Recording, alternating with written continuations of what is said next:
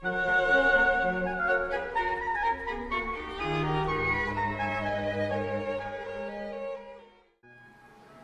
Baroque trill often begins on the upper auxiliary note from the printed principal note, which produces the effect of a harmonic suspension that resolves to a principal note.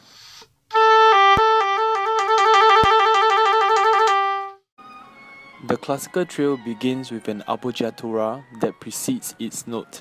The ending of the trill consists of two little notes which follow the notes of the trill and are added to it at the same speed. They are called the termination. Sometimes the termination is written out with separate notes. However, if only a plain note is found, both the appoggiatura and the termination are implied.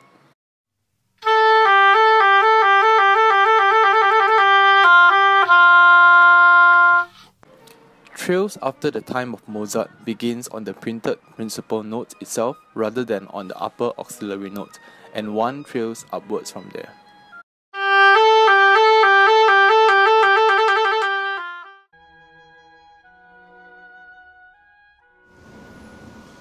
What is the difference between an appoggiatura and an acciaccatura? An appoggiatura is a note that leans into and receives half the value of the principal note. It is notated on the score as a small note next to the principal note. An acciaccatura, on the other hand, is notated on the score as a small note with a slash across it next to the principal note. An acciaccatura, otherwise known as a crush note, is theoretically timeless and squeezed in as quickly as possible before the principal note is heard. In the following footages, we will be demonstrating both the appoggiatura and the acciaccatura.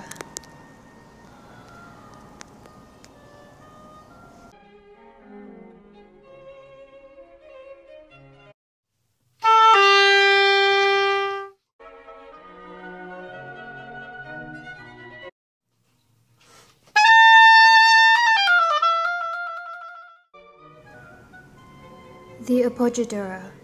The appoggiatura is an ornament which sounds like a leaning note. It takes half the value of the main note which follows it, or 2/3 if the main note is dotted. This concept is applied to appoggiaturas both from the classical and Baroque period. As a result, there isn't much of a difference between the two. The appoggiatura should always be slurred to the following note. The upcoming example is an extract from Mozart's concerto in D major.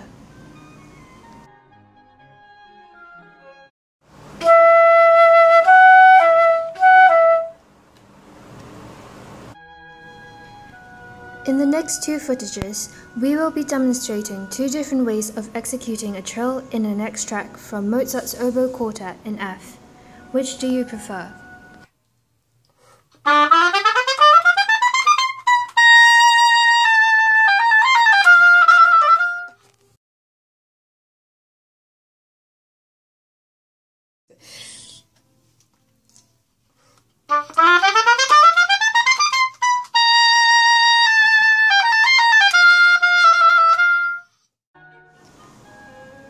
Out of the two footages just shown, the first footage is the more historically informed example. This is because the trill played in the first footage began with the upper auxiliary note and ended with a termination. This particular way of executing a trill is a common practice in the classical period. Thus, it would be the most suitable for this excerpt from Mozart's Oboe Quartet in F. Despite the fact that the trill played in the second footage began on the upper auxiliary note, it did not end with a termination, making it a trill typical of the Baroque era. In this case, footage 2 would be historically uninformed.